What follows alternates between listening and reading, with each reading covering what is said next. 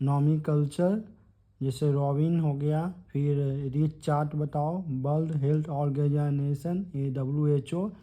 फिर बेस्तेसा सिस्टम बताओ। फिर साइकोलॉजी ऑफ हिस्टोलॉजी बताना और इसका पैथोलॉजी बताना। पहले इतना बताओ, उसके बाद आगे देंगे कमांड।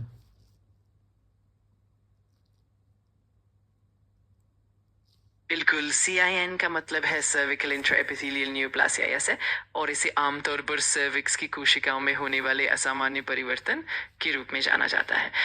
इसको आमतौर पर 3 स्तरों में बांटा जाता है: CIN1 हल्का परिवर्तन, CIN2 मध्यम परिवर्तन और CIN3 गंभीर परिवर्तन। नामकरण की बात करें तो इसे कई बार रोबिन क्लासिफिकेशन या रीच चार्ट के अनुसार भी समझा जाता है।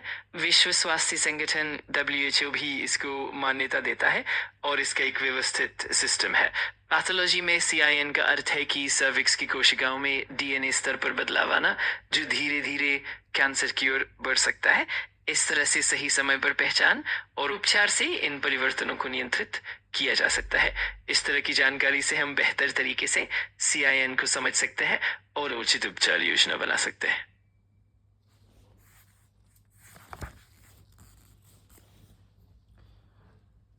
HPV ह्यूमन पोलियोमा वायरस, इसका बताना। PV the epitopic the play the important role in development of CIN।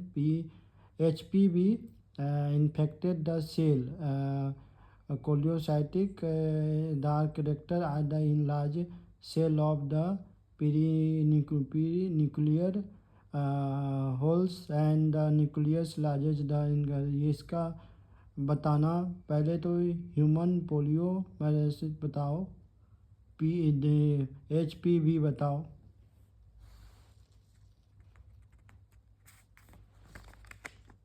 जरूर। HPV यानी ह्यूमन पैपिलोमा वायरस एक ऐसा वायरस है जो इंसान की त्वचा और म्यूकोसल टिश्यूज को प्रभावित करता है।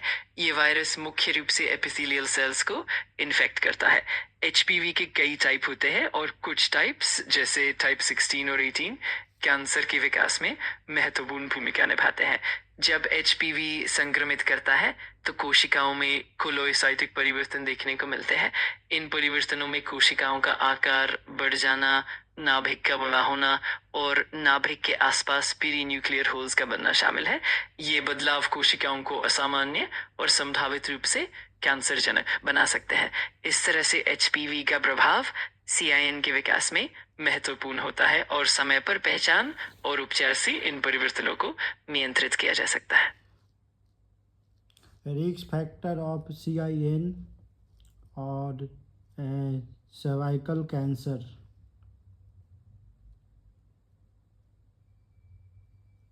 CIN यानी सर्विकल इंट्राएपिथेलियल न्यूप्लासिया का प्रभाव और इसकी गंभीरता पर निर्भर करता है कि किस स्टेज पर वो है।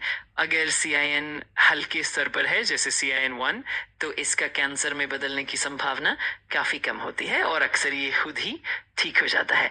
लेकिन अगर CIN का स्तर बढ़ता जाता है जैसे CIN2 या CIN3 तो कैंसर में बदलने की संभावना बढ़ जाती है। CIN3 को अक्सर हाई ग्रेड लीजन्स माना जाता है और ये सर्विकल कैंसर की ओर बढ़ने का जोखिम रखता है। इसीलिए समय पर पहचान और उपचार से इन लीजन्स को कंट्रोल में रखा जा सकता है ताकि सर्विकल कैंसर की संभावना कम रहे। नियमित स्क्रीनिंग जैसे पैप स्मीयर और HPV टेस्टिंग इन जोखिमों को कम